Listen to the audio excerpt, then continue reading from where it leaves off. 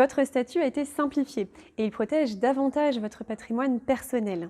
Désormais, tous les biens et les dettes utiles à votre activité professionnelle font partie automatiquement de votre patrimoine professionnel.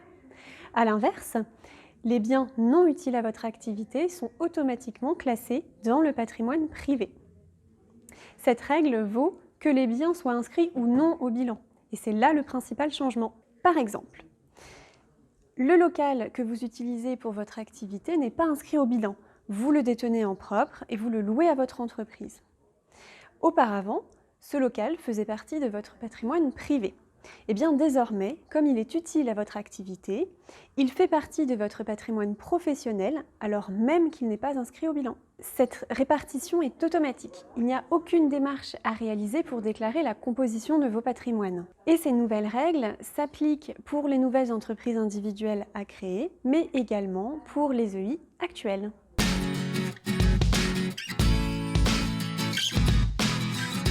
Meilleure séparation égale meilleure protection des patrimoines. Je m'explique.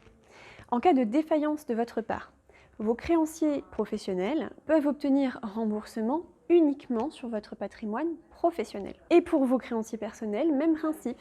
Ils sont couverts uniquement par votre patrimoine personnel. Cette séparation plus nette évite donc par exemple qu'un fournisseur demande la saisie de vos biens personnels, un véhicule privé, de l'épargne privée, une résidence secondaire. Tous ces biens personnels restent insaisissables pour vos créanciers professionnels. Deux exceptions. Exception numéro 1. Si votre patrimoine personnel n'est pas suffisant pour couvrir vos dettes personnelles, vos créanciers peuvent demander à inclure une partie de votre patrimoine professionnel. Plus précisément, ils peuvent demander à inclure le bénéfice de votre dernier exercice. C'est tout. Exception numéro 2. Vos dettes fiscales et sociales. Celles-ci, elles sont couvertes par vos deux patrimoines, mais uniquement en cas de fraude de votre part ou d'inobservation répétée de vos obligations.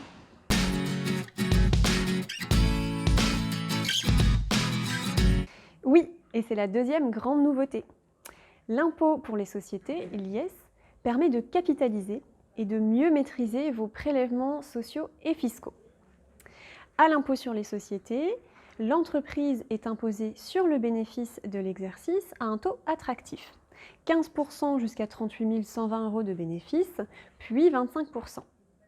Ensuite, vous êtes imposé, mais uniquement sur les sommes que vous prélevez, via une rémunération ou des dividendes. Vous n'êtes donc pas imposé sur l'entier bénéfice, comme c'est le cas à l'impôt sur le revenu. Attention en revanche aux mauvaises surprises.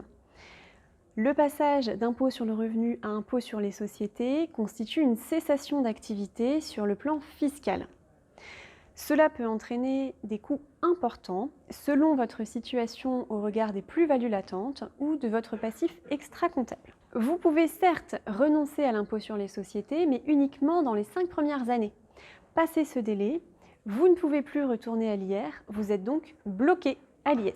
Et enfin, si vous êtes toujours à l'impôt sur les sociétés au jour de l'arrêt de votre activité, eh bien, toutes les sommes capitalisées au sein de l'entreprise deviennent immédiatement taxables. Donc là encore, le coût peut être important.